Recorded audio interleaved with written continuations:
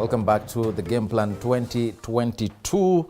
Remember, you can text us live. 22047 is our SMS line. We'll be sampling some of your SMSs online. Our Twitter handle is at TV47KE. Mine is at Eric_Nene. The topic today is the national debate. We want to talk about the issues that some Kenyans feel were not really brought out during the last two debates. That's the Nairobi gubernatorial debate as well as the deputy presidential debate. And to help me do that, I have with me a panel of three guests who are going to take us through some of the issues, as I said, some of them from the civil society organizations. I'll start with Bilasio Wandera from Farthest Right, who's a member of Democracy Without Borders. Karibu sana to the set, sir. And then next to her is Bina Maseno, who is the executive director of Badili Africa. Karibu sana to the studio. And then, of course, we have Joshua Changwony, who's the executive director, Consortium, Constitution and Reform Education Consortium, that is CRECO. Thank you very much, Eric. And I want to start with you, Changwaony. There was some issues that the participants of the last debate, that is the debate pitting, Martha Karua, the running mate to Azimio, One Kenya candidate Raila Odinga, and the UDA's running mate, that is Rigathi Gachagua. Some people were saying, or rather that is what a lot of people were saying online and offline, Martha Karua pulled some punches, but then again, Rigathi Gachagua exceeded expectations. Really, from your end, do you think they really touched on the real important issues that affect Kenyans from where you sit? Yeah, thank you very much, Eric. Let me start by saying that I was in that debate physically. Okay. So I witnessed the debate from the beginning to the end. So I will be speaking from a point of first or primary witness of the ongoings of that particular debate. But I must commend the media for moderating the debate in a way that it informed the Kenyans and also the four candidates to express themselves. I mean, the formula was very clear and all that. But in terms of the discussions, for me as a Kenyan, what I would have expected more was a structured engagement with the candidates, more specifically on the statutory government plans, development plans, such as the Vision 2030. That was not mentioned. It didn't feature prominently because that is still there. 2022, post the 2022 general elections to 2027, we expected a lot of contribution from the forthcoming elected leaders to play a role in the implementation of that plan. And then the other thing was more, it narrowed down more of the persona of the candidates than, the custodians of this country, who are Kenyans. Kenyans expected, the issues that is really affecting them on a day-to-day basis to be, discussed at length. But as they say, democracy prevails. I think the candidates are their opportune moments and more specifically to express and, of course, let Kenyans to weigh their understanding of various issues. Save for the mishaps here and there by not, getting accurate information such as, the sections of the Constitution, or let's say the statistics around data that is provided by government, such as unemployment among the youth in our country. But of course, that was for Kenyans to assess who is more knowledgeable and who is more enthusiastic in terms of dissecting the issues that, informs the agenda of development in our country. I'll come to you, Bina. Changwaony has talked about the issue of the youth being factored in. You're a youth yourself. From where you sit, do you feel the two presidential running mate, the deputy presidential candidates brought it out, the issue of the youth empowerment? No, not sufficiently. And I think I'd like to start by saying that, first of all, we have a huge debt crisis in this country. And the fact that even missed in our debate, yet 60% of our revenue goes actually into servicing our debt. So even if you're coming on board to say you're going to have this and that project, where are you going to get the money? You know, where are you going to get the resources? Because the balance that we have after we've paid our debt, it's not even enough to take care of even the salaries and wages, right? So the fact that that didn't even feature was surprising to me, because first of all, we even raised our debt ceiling in terms of our borrowing. And just trying to explain in terms of when you actually occupy office, the resources you actually want to make or even collect, how are you going to balance? How are you going to balance investments vis-a-vis servicing the debt? So that didn't even come out very clearly. And then number two, blaming everything on corruption. Yes, we're struggling with corruption, but then what exactly are you going to do about corruption, So from where I sit, every other candidate had an understanding of the issues that are ailing us as Kenyans, yeah? They had an understanding in terms of what we are struggling with as Kenyans, from the fact that we can barely even put food on the table. But from that understanding, what are you going to do? Because that is why you're actually asking us to vote for you. That is why you're actually asking us to prefer coalition X vis-a-vis coalition Z. And then in terms of young people, certainly no. Certainly no. And I'll speak as a young person and also as a young woman. Again, from where I sit, gender-based violence continues to be one of the biggest issues in this country that undermines women's ability to contribute to growing the economy of this country. So that again didn't come out, and even beyond the debate, it's not even an issue that political parties, that politicians are even prioritizing in terms of, we need to actually curb this vice, because it's undermining, this demographic that actually needs to contribute productively in this economy. In terms of job creation, it was just the usual, you're throwing statistics, you're throwing numbers, but you're not telling us how you're actually going to create those jobs. How many? What is the structure? Where are you going to actually invest to ensure that if I invest in this sector, we're actually going to provide 2 million jobs, 3 million jobs, 5 million jobs. So there was a bit lack of depth in terms of solutions. Okay. Yeah. Bilasio, from where you sit, you're a member of Democracy Without Borders. Prior to these debates, there was a joint media interview. The CEO of the commission, the IEBC, Independent Electoral and Boundaries Commission, that is Hussein Marjan, as well as the chairman of Fula Chebukati, they faced a group of journalists, and the journalists were keen to know some of the people or some of the institutions that have been contracted by the commission in running these coming polls, how their credibility is. And I remember there was one journalist who really pressed them on the credibility of that particular institution, especially the institution that is going to supply us with the KIMS kit. But they answered vaguely. From where you sit, do you feel we are now a mature democracy? Thank you, Eric. We are a progressing democracy. We are not where we were 20 years ago. We are progressing well. However, there is still more to be done. We still need to improve on our systems. We still need to improve on our structures, and specifically on guaranteeing credibility within the electoral processes. Mm-hmm. And specifically on the kits that will be used during the elections. So for me, I think we are still progressing. Our democracy is maturing, and it comes with the several responsibilities and undertakings. Mm-hmm. And therefore, it will be prudent if the IEBC had done a due diligence, as actually the journalists had asked, and if there will be any kind of a petition resulting out of this electoral process, then I suppose that the items or the KIMS kit would be one of the things that they may bring into forth. Mm-hmm. One of the petition areas.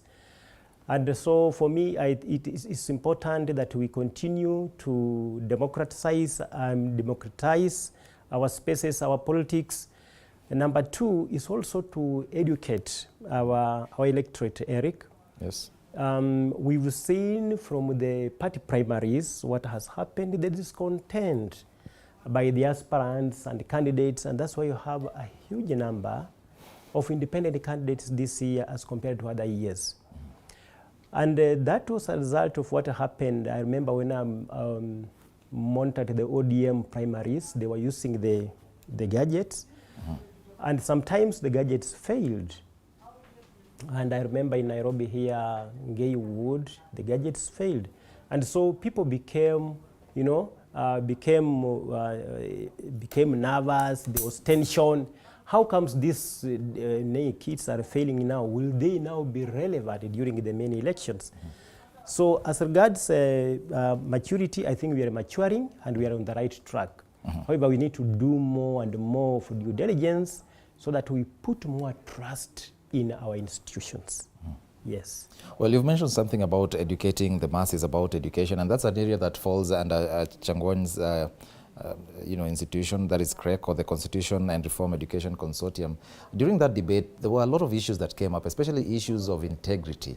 Both sides, accusing the other of having serious integrity issues. But then again, the noise that we saw online, the conversations that were online is who won between the two. Do you think Kenyans are really serious about this issue of integrity, and especially the implementation of Chapter 6 of the Constitution? No, Eric, our elections, the way we've carried out over the years, we've come from a history where we've had people with a questionable character who've suffered from integrity issues ascend into political office. Oh. And they have utilized that opportunity in public office to enrich themselves and their cronies. And you saw the debate around the state capture, because I think that is what these people were practicing then. Yeah. And they are so entrenched in the political system in a way that they have even profiled political parties in a way that political parties are for were for business. Unlike now, where when we had the register of political parties trying to sanitize that, just to have parties practice democracy. But the question of integrity has become elusive in this country. Elusive in the sense that we thought when we got the 2010 Constitution, and even having a whole Chapter 6, and a whole article that would sanitize, this is Article 10 of the Constitution on national values and principles of governance. And integrity is one of them, which informs also the rest. And also other provisions such as Article 100 on the marginalized groups and the minorities. But rarely do we practice this. You saw the IBC also rejecting the nomination list by political parties because it didn't meet the merit, of the formula and the criteria that has been put in place that can be followed by political. Because IBC were questions. You have a 35-year-old being listed to be a representative of the youth under affirmative action. So after the elections, we are simply saying that person will no longer be a youth. So I think we've. In that case, what should be done? What should be done in such a case where we have a youth during, between that election cycle, he or she is still falls under that age bracket of being a youth. But then again, once we get to the next general election, they will no longer be regarded as youth. What should be done so that we come up with ways of clearing these gray areas, because it's a bit confusing? No, I think it is just for Kenyans to own and practice these values, because that is where it starts. Because if let's say, for instance, I'm 35 or 34-year-old, and I know, logically, that during the tenure of this county assembly, I will no longer be a youth, I should be able to just morally decline and say that will not merit me. It should deserve somebody else. I know technically we will define by law to say that that person is within the bracket, but in practice, because there's ownership and then there's the question also of practice. Yes. Or me as a voter, putting in somebody who is corrupt, who is known, either there is an active court case, or let's say, for instance, the person has been implicated in various reports that we have in our country by various commissions. Why would I work hard to have such a person in public office to oversee my taxes? the taxes that we pay. And there is this challenge that we normally give to voters and citizens that would you, in your private enterprise or your private company, hire a corrupt person to be the CEO? Definitely you are going to run away from such a person. I mean, and it will not going to merit to have such a person to run your company because you know the consequences. Okay. Why do we toy around with our public affairs and have people who do not merit to hold those public offices? And of course, we've seen examples around the world where if you are implicated in any corruption, we've seen some countries where you just commit suicide or you get scared. And that's why I admire this party by Justina, when they, I mean, the running mate of Professor Wajakoya, when they say, let's condemn this thing, let's even instill fear and make people know that this is a threat to our country. And for me, that I would want to have Kenyans who can be courageous enough and hold the bull by the horns and say, enough is enough. And you can see also the statements by the other candidates. I think one of the candidates was even saying that my agenda is corruption.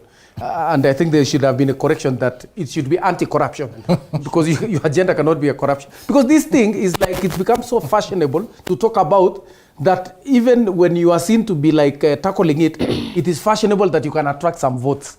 And of course, even those who've been implicated, they still talk about, and of course we are on the record as civil society organizations, and CRECO is one of it, where we produced a list of the corrupt who should not have been cleared by IEBC.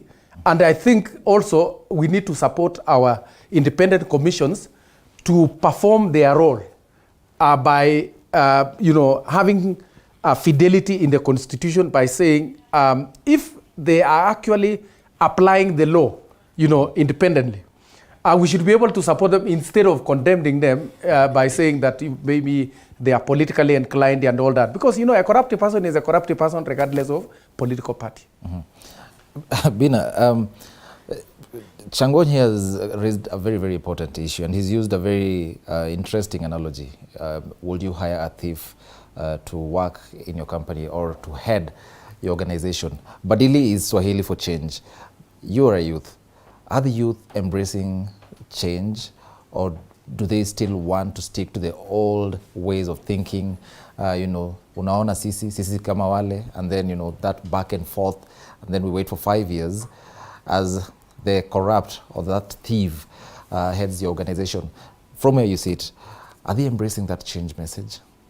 I think the youth are embracing change, but then there's a lot of frustration because of unemployment. And that is why you would even see political rallies are full of young people. Because if you had something to do, on a weekday. On a weekday, on a Monday, actually from Monday to Sunday, if you had something meaningful to do, you would not actually spend time at a political rally waiting for a politician from maybe 8 a.m. and then they're going to come at 3 p.m. in the afternoon, and you're still there. There's a lot of frustration among young people because, first of all, you can imagine how even our own parents really struggle to pay our school fees, only for you to not even be able to afford even putting food on the table, So, and I think that is also tied at times to the little bribes that young people take that even undermines our democracy and our ability to elect good leaders. But people are beginning to actually ask important questions, and that is why you'd even hear people say, tunakula lakini tuambie.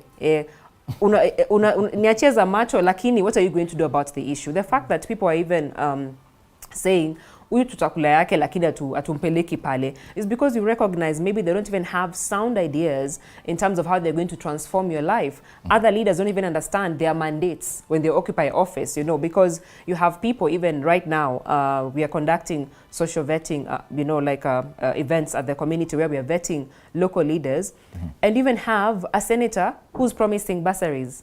That is not even, it's not even in their mandate, yeah? You have an MCA who's over-promising things they're not even able to do should they actually occupy political office. You have an MP who's actually even talking about projects that are not even under, under his own mandates that he's going to do or that they have done, you see. So, and that is actually the gap in terms, the knowledge gap as well disadvantages citizens, because then if you don't understand the roles of this particular leader, then you're not able to have quality, like a quality dialogue with them to be like, no. But, sir or madam, this apana, this is actually not under your mandate. So how are you going to actually do it, right? So that actually pushes us back to sometimes choosing leaders who overpromise, yet they won't actually deliver. So pretty much what we're trying to do is to ensure that in our own little ways at the organization level at Badili Africa, we educate you in terms of this is what is happening, civic education. And I think it needs to start early. Most of the time I think, and maybe he's going to also speak to it, the fact that I think IBC launched their voter education week when sometime last month, right? Last month, and I think also this year as well, we're trying to do, like the voter education drives and trying to also get guys to register. So the fact that we don't even start early, yet once people are elected, the next politician who wants to run for office in 2027 will start campaigning immediately. So you can imagine all this time you're listening to politicians, and then just a few months to election is when we're talking about who's a good leader. I think you should vote for this particular person. So I think we actually need to start early. Yeah. Well, Bilasio, yeah. There's an issue of opinion pollsters and their credibility. In fact, moments ago, I was here with a member of the Secretariat of the presidential debate in Kenya, 2022. And one of the questions that I asked him was about how they arrived at that tier system where they separate candidates who polled in a certain way because of opinion polls. But then again, some people have raised a lot of issues about these opinion pollsters. In fact, today we've had 2 opinion pollsters with results that are worlds apart. Do you think that also might undermine the democracy of our country? Yeah, sure. Though basically they are not bad because they gauge the mood. However, there is a need maybe just to run across all the wards in the country and maybe sample, because this is just a sampling. It does not give a definite way of preferences of given candidates. So for me, they are good. However, they need to do more, because when I am in the field and interacting with the people and the youth, they ask, but I've not been interviewed. When will they come and sample my views and see whom do I prefer? So they are good, and they, despite the fact that there have been cases of other parties disputing the same opinion polls, also speaks the fact then that involvement of the parties concerned, the aspect of inclusion, and that's why I just want to reiterate the point he's put up of the political education of Bwana Eric. Right now we've been doing so much civic education, we've been doing voter education. It's a high time now that we start speaking about political education. As a politician, if I intend to contest for this position, have I gauged the ground, Supposing I lose, the opinion poll can put me as being ahead of my competitors. But on the real day for election, when the results come, I am not ahead of them, or maybe I'm leading from behind. How prepared are the candidates to accept these results? So these are the things that we need to start inculcating into candidates and into citizens, that as you go into elective position, there are only 2 outcomes. You either win or you lose. Then how do we now manage expectations? Because what has always brought us into violent situations in Kenya is managing the outcomes, the outcomes of the elections. That's what brings a lot of discontent. That's what causes trouble here and there. And then, so if you have lost, then how do you speak now to your supporters that we have fought, but we are not been successful as we thought we would be?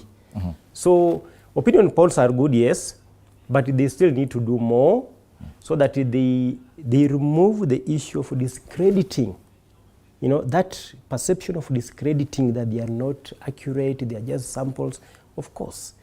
So we need to improve on sampling and data collection. Okay. Can I reiterate a point by Bina and Wandera on this opinion polling? Yeah. And I would want to refer to the deputy presidential debate. You know, they said the criteria for pairing was as a result of polling. Yes. But, you know, in the first phase of the debate, we found a candidate who should have actually been on the second phase debate. Yeah. Which one? I mean, I mean, in terms of engagement and even, you know, thrashing on the issues. I mean, but again, you know, opinion polls is through a sample, and even it's scientific because in hospitals, you know, the doctors also take a sample of your blood before even they do the treatment, and even as they treat, it's not a guarantee that you will get fully treated. You will still continue, you know, with those particular. So I think also is something. But again, the other point is on voter education. I think the kind of the voter education that we need in this country is not this thing of going to the roads and just, you know, acting like the politicians, just talking on loudspeakers and wherever. I think what we need in this country is a technical voter education, where we take through, and it will also be informed by the political education which Wandera has mentioned, we take through a voter the technicalities of a polling station, how it is laid out, how voting is going to take place, in terms of the colors of the ballot papers and the ballot boxes, and the casting of the ballot, and the secrecy of the ballot, and even, you know, the rights of a voter within a polling station and the quality of it and counting and results transmission. Because results transmission is what has given us more problems.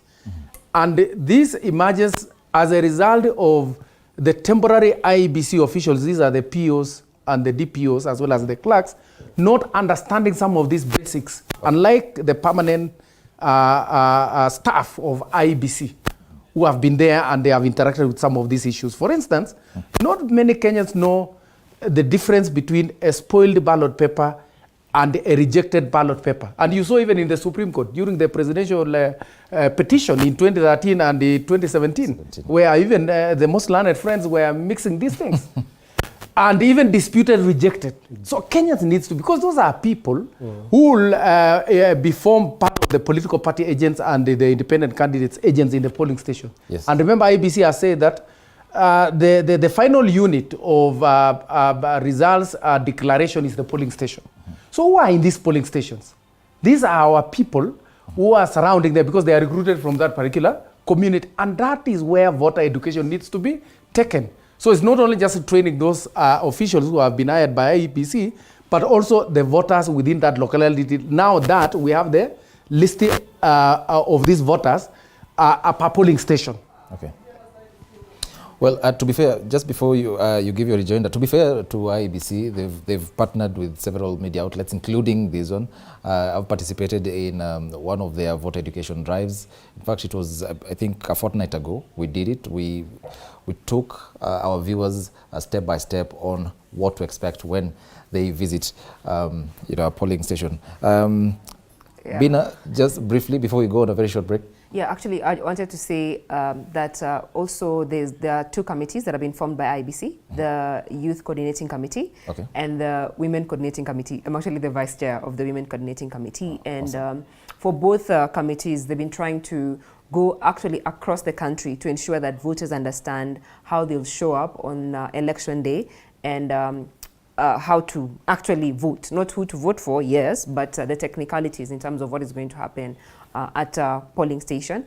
But I think we also just need to have citizens understand that our work does not end on election day. In fact, it begins after we voted in terms of holding the leaders we're going to vote for on August 9th. Well, I want us, interesting. Time now for a very, very short break. I want us to take a very short break. Then we come back with the national debate. We're talking about some of the issues that Kenyans would want to be addressed by the presidential debates. But I understand that I'm rushing for that break prematurely. So I'll just engage you, Bwana Wandera. You have been a paralegal and you're a paralegal, let me say that. There's this issue, and you've worked with communities at the grassroots, and there's this issue of extrajudicial killings that so far has not been given the much weight that it's supposed to be, accorded. I want to hear your views on that. What should be done so that we can have this as a national conversation and make it a very, very serious issue that will form part of the basis of holding our leaders accountable? Thank you, Eric. I want to start by saying that life is sanctity and every life is important. And the issue of extrajudicial execution is growing big and big. The numbers are so astronomous. And I want to say that Kenya needs to ratify the end of enforced disappearances. And who are the perpetrators of these incidences? These are people we pay using our own taxes, the people whom we put in place to protect our lives, our security agencies who are doing this, and some of them are well known. And so it is important that we speak out boldly. I would like to hear presidential candidates speaking to this thing, committing that Kenya is going to be a signatory to sign on to ending of enforced disappearances, that we start prosecuting people in court using the Prevention of Torture Act of 2017 instead of the Penal Code, that we establish the Office of the Coroner Service officially so that it's in place to address and highlight on issues, bodies that are found whose cause of death is not known. Because you cannot do something and then you go ahead and investigate yourself. It can't work. So I'd like to hear presidential candidates speak to that boldly. The dignity of people who live in informal settlements, the normalize, to decriminalize, the normalization of poverty, and that you criminalize poverty, that when you come from the informal settlements and you are poor, then you are susceptible to being either thief and therefore you deserve to die. We would like to hear people speak about the issue of dignity, that these people need to live in a dignified environment, dignified lives, to have dignified livelihoods, because most of these youths sometimes are just garbage collectors who collect garbage. But then they are found on their base, they are picked, and you have been engaging in this. So we would like to hear that. We would also like to hear programs that will be put in place for the returnees, or those people who convert. Someone may have been in crime and then they want to convert, so that they live this crime life, they want to come back to normal life. I also like to see more robust programs about the returnees who are coming from radicalized groups, in those who have joined those groups. How robust are they? Not that just after 3 weeks, 2 weeks, they've returned, they are taken someplace, and then after 2 months, these people disappear. So I'd like to hear more robust, more speaking, and above all, respect for human life and promotion and upholding of human rights in the country. Well, thank you, Wandera. And on that point, I want us to take now that very, very short break. I remember we're talking about the national debate, the issues that Kenyans feel should be given a huge platform to form the conversation that will move this country forward. Time now for a very short break. Remember, you can SMS us on 22047. That is our SMS line. I will be back with some of the SMSs that I'm seeing right now. Don't go away. We'll be back with more.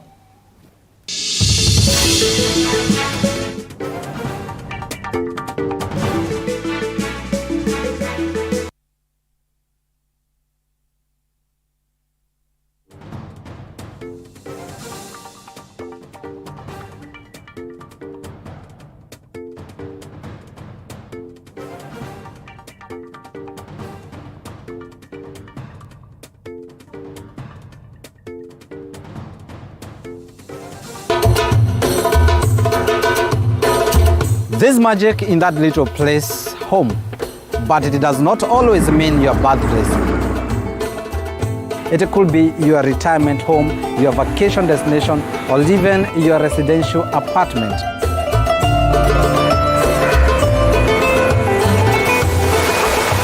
As we approach August holidays, we take a cruise to the coast just to explore opportunities about real estate. It is every Tuesday at 7:30 p.m.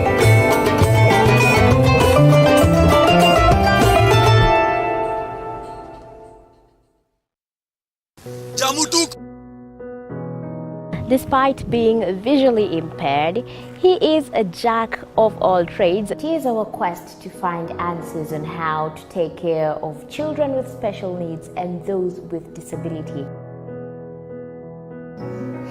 You do not need to see musical notes to understand music, but rather to have your soul feel the vibe.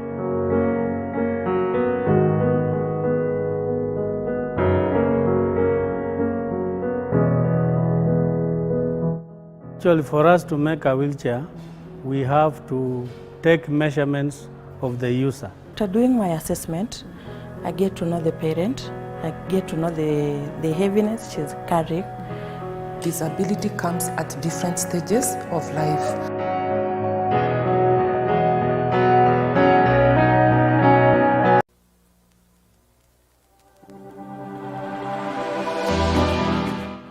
Well, do you know what's happening around you? Morning Cafe with heated political debates. Baraza la siasa. Hiyo kitu azungumzie, angalie hali ya maisha ya watu. Informative health discussions. Business, farming. Tasty Wednesday, Fitness Thursday, and Feel Good Friday with amazing DJs, celebs, waimbaji, kuna comedians, alafu kuna wajinga. and music bands every Monday to Friday from 6 a.m. to 9 a.m.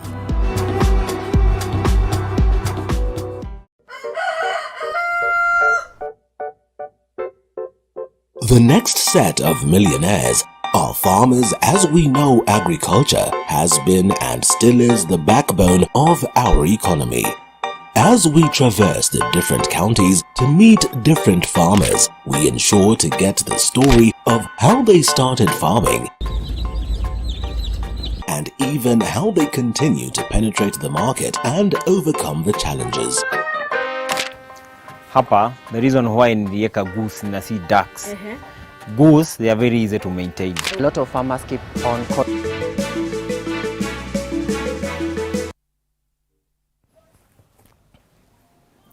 Welcome back and thanks for staying with us. This is the national debate. Remember, you can engage us on our SMS through our SMS line, that is 22047. At Twitter, we are on at T47KE. Mine is at Eric_Nene, and I have a panelist. I have a panel rather of three panelists. That is Joshua Changwony, who's the ED of CRECO. We have Bina Maseno, who's the ED of Badili Africa, and of course Bilasio Wandera, a paralegal, and he's a member of Democracy Without Borders. Just before we went on that short break, Wandera, I was with you, and I want to stick to this issue of democracy in Africa. One of the things that came out in the last debate and dominated that debate for a few minutes was the issue of state capture. With your experience in dealing with issues of democracy in Africa, is that one of the cogs in that big wheel that is going to roll back the gains that have been made in as far as having a mature democracy is concerned? Not necessarily. That you will not hold back. What may hold back is the unwillingness of the citizens to take their position, to demand for better services, for better representation. Number two, that oversight institutions. For sure, we have come a long way as Kenyans to institutionalize institutions. I want to give a good example, like the Office of the Register of Political Parties was just within the Attorney General's office as a register of societies. But then linking that office from there and giving it its own institution to be as bold as it is now, that's a milestone for us. So giving institutions space to operate, funding institutions, Eric. We can have institutions, but then we underfund them. Then they may not operate and deliver on the mandate that we set them up for. And therefore, it is important that state capture is not necessarily that. And I want just to echo what Mr. Changwony said, what other candidates are proposing and the practice in other countries. That when people engage into vices like stealing or public theft, because I don't like using the word corruption, sure. you are either short or you commit suicide or something of the sort. But we're giving it a leeway in that now we start coining it and dressing it as state capture and what have you. And therefore, it's just that people decided to misbehave, and that's what they are calling state capture. So there's nothing like state capture. Let just people come into the limelight. Let people be bold enough and say, you, so and so, you are doing what is wrong. Let's stop quoting this thing that corruption is stealing, theft of public resources. Number three is to allow what is provided for in the law, and more so on Article 10, public participation in spaces, like in budget making processes. You know, at times we don't participate in budget making processes and then we complain that we be denied services. If we don't go and participate in budget processes, we push for things to be budgeted for. We cannot demand, you know, for those services to be rendered to us. So we need just to wake up as Kenyans, take our rightful position, because if we keep complaining that this leader has not done for us, as what my sister was saying, you find a senator promising, you know, that which is not within their mandate. So people just right to know their role as elected leaders, as citizens who are being led, because politics plays a very critical role. Everything is pegged on political will. Passing of, of budgets is pegged on political will, because parliamentarians have to debate and decide and pass that budget. We saw what happened the other year when it was about a revenue sharing formula. And therefore, it's important that we just take up our rightful space and the people to stop misbehaving when they are elected into office. Changwaony, he's raising a very serious issue here. A lot of people that have come across are probably misinformed about the budget making process. And some of them actually think the day the budget statements are being made is probably the day or a few days prior to that is when the budget was actually made. You as CRECO, have you experienced this, and what are you doing to educate them that this is a process that takes quite a lengthy duration of time before the statements are read, and then after that the finance bill is presented to Parliament before it's sent to by the President? What are you doing about that? Yeah, Eric, it's important for Kenyans to know that we've never had a tax holidays where we stop paying taxes. We continuously pay taxes. Yes. Whether it is on Jamhuri Day or whether it is on Madaraka Day, taxes have to be paid. And equally, the budgeting as a result of this revenue that has been generated through taxes has also to be done on annual cycles. And these are informed by policies and statutory documents. At the county level, we have the County Integrated Development Plan, which is the 5-year circle development agenda. And I think now we'll be going into the third regime of CIDPs in our country. We are the first one in 2013, 2017. Now it's ending, and now we'll start another regime. So it's important for citizens to also get involved through public participation in the formulation of these CIDPs, because that is what will be the Bible for the next 5 years. And each year there is what's called annual development plans, which now will be apportioned, any revenue that has been allocated in specific counties, in the 47 of them. And then now we have the national level budget. Of course, the one for the counties is minimum of 15% as provided for by the Constitution. But now we have the national budget, which we have national government functions. It is informed by that national budget, which for me, I think the representatives that we elect, those ones that will go to the National Assembly, because they are the ones who will be debating this budget, as well as also those ones that go to the Senate, who takes care of the interests of the counties. So you need, as a voter, as a Kenyan citizen who is a taxpayer, to understand that the decision that you are making through this ballot that is coming 9th of August this year, is going also to influence the kind of the life, the standards of life that you're going to lead for the next 5 years, because this person will be representing you. This person will be legislating, and this person will be oversighting over these resources. Yes. At the county assembly level for the MCA, at the senator, at the Senate, and the member of parliament or the member of the National Assembly at the National Assembly level. Because that is how now the executive arms of government, both at the counties and at the national level, will be now executing their mandate, which have been given to them by the Constitution. And of course, as citizens, voting on the 9th of August is not the stop of our engagement and the monitoring how the quality of services are.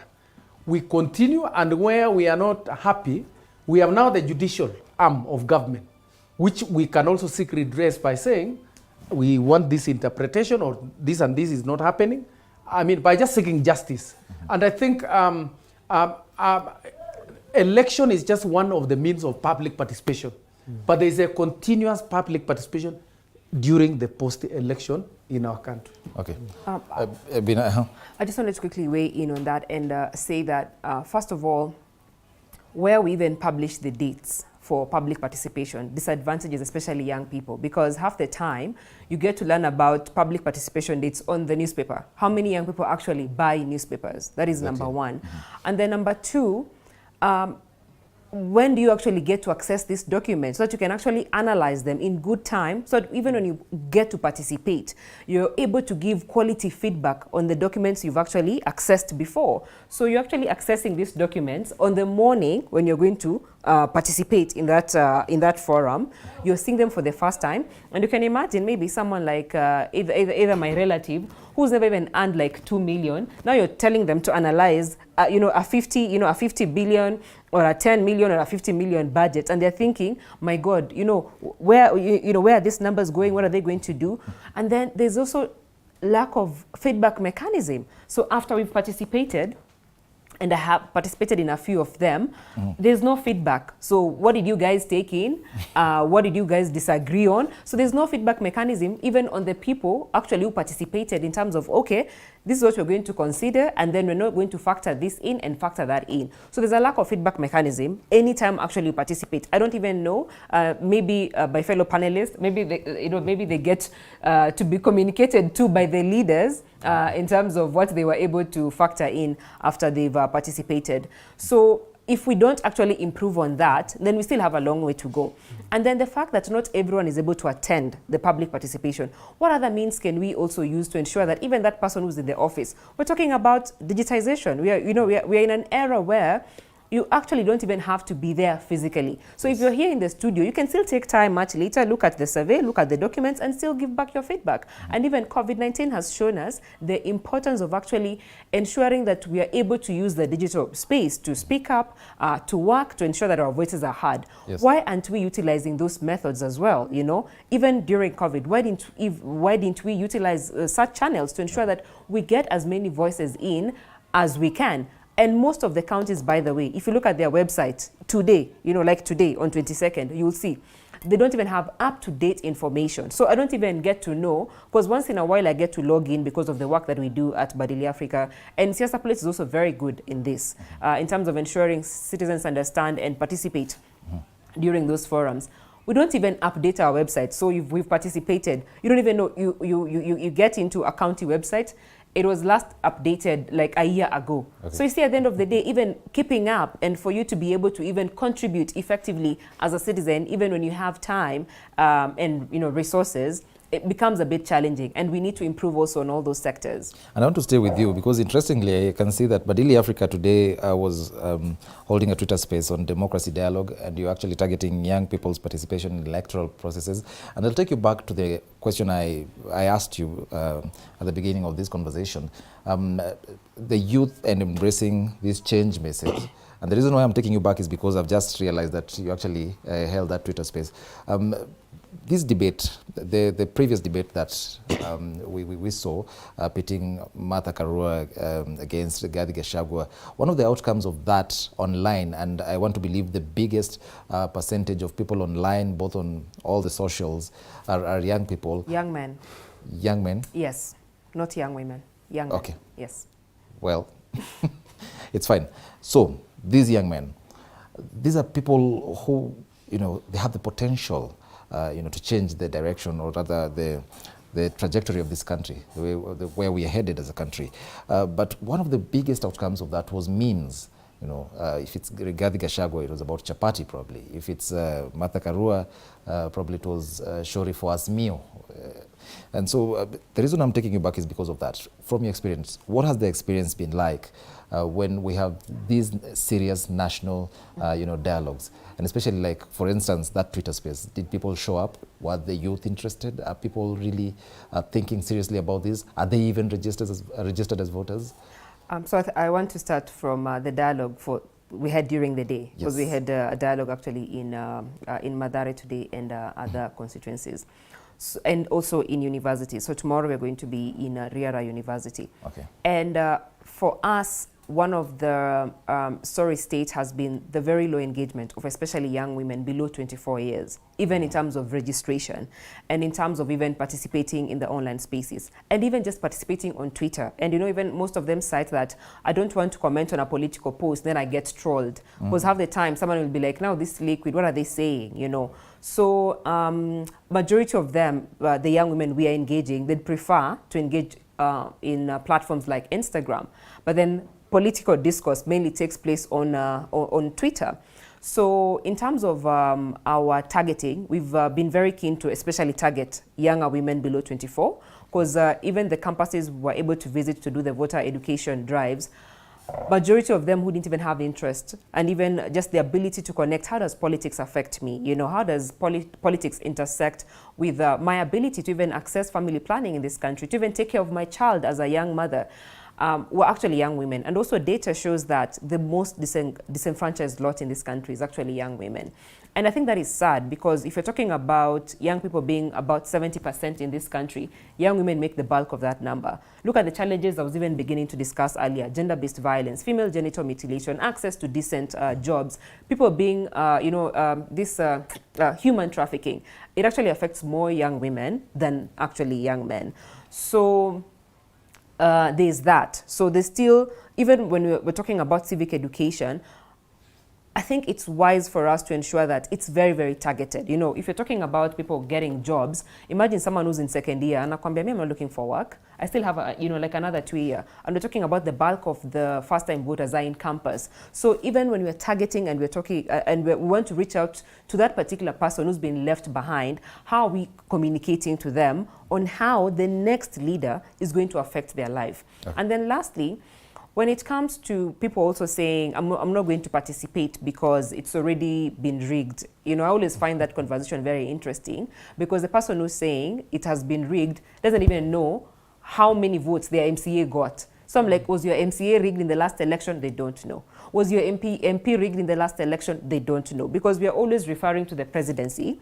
But the person who's even going to ensure that you have medicine in that hospital next to you is not necessarily the president. Mm-hmm. The person who's going to ensure the roads where you stay actually passable, you know? So that disconnect as well fuels, you know, like voter apathy, where people feel like I'm not going to show up because it's been decided, you know? Even the way the panelists were saying here that we should have actually had all the candidates and not just, you know, zone them, like you have two, you know, like, and then two. Yes. But on Twitter, we're going to, you know, we discuss more about this coalition and the party leader. Okay. But then it's more than that. Mm-hmm. Well, Wandera, I want us to wrap this up. Wandera, from where you sit, and she raises some very, very critical issues about elections that have already been, with outcomes that have already been pre-planned. What is your experience from where you sit as a member of Democracy Without Borders? Is that notion rampant? Previously it was, but right now it's waning, and it's actually waning down, and people are just ready, you know, to go and make a decision on 9th of August. Mm-hmm. However, I want to say that the trust in institutions play a critical role, like I don't know if it's, you call it misinformation or disinformation. What was circulating in the media today, that this has been arrested, you know, on Twitter. Okay. Yes. So such actually washes away the trust of the election management body in the country. So they have to come out, you know, defending themselves and are just putting matters into perspective. For me, the issue of malpractice in elections, yes, they may happen, as Joshua said. They will find some electoral officials, and we even saw the election management body take action against those, you know, staff who had misbehaved, transferring voters where they had not wanted. So it's there, but what we did just to build the trust of the electoral management body, and for us as Kenyans, just to come out. This is our process. It's not for that particular individual we are voting in. It's ours. It's our life that they are determining. You know, they are going to make decisions on our behalf. They are going to pass, you know, laws and policies that are going to affect our lives, you know. So it's important that we bring into elective position, elective offices rather, people who have integrity, people who can, people who are out, you know, who are not selfish, but people who are out to serve. Yeah. Well, I want us to wrap up with Changwaony very briefly in a minute or less. I can see an SMS here by Patrick Murigi. He says that hata tukiwatch your debate, unemployment rate will still remain the same. Is there a need to keep on listening to these leaders? Very briefly in a minute or less. Yes, there's need to listen to these leaders because we cannot divorce ourselves from our public affairs, because that is not the solution to our problems. At the moment we quickly connected to say that elections is also about our livelihood and decision making around making our lives better, is the moment we can find a solution to these problems such as unemployment, because it's also about the development agenda. But by way of wrapping up, allow me to say that disinformation and misinformation is a threat to our democracy in our country, where it has become now an enterprise where people are hired to choreograph and you know, design fake news. And everybody is a victim of this, including the media, the commission, the observers, candidates, and even the voters. So we'd like to urge Kenyans to be aware of fake news and the disinformation, misinformation, as well as also propaganda, and even call out these you know, architects of disinformation and say this must stop because we want a democracy that is beneficial to Kenyans. Well, thank you very much, Joshua Changwony, the Executive Director of the Constitution and Reform Education Consortium, CRECO, as well as Bina Maseno, the ED of Badili Africa, and of course, finally, Bilasio Wandera, who's a paralegal and is a member of also the Democracy Without Borders organization. Well, thank you to you too, viewer, for watching Gameplan 2022. Unfortunately, I cannot go through all the feedback that I'm getting because of time. I understand we've run out of time, but thank you so much for watching. And this goes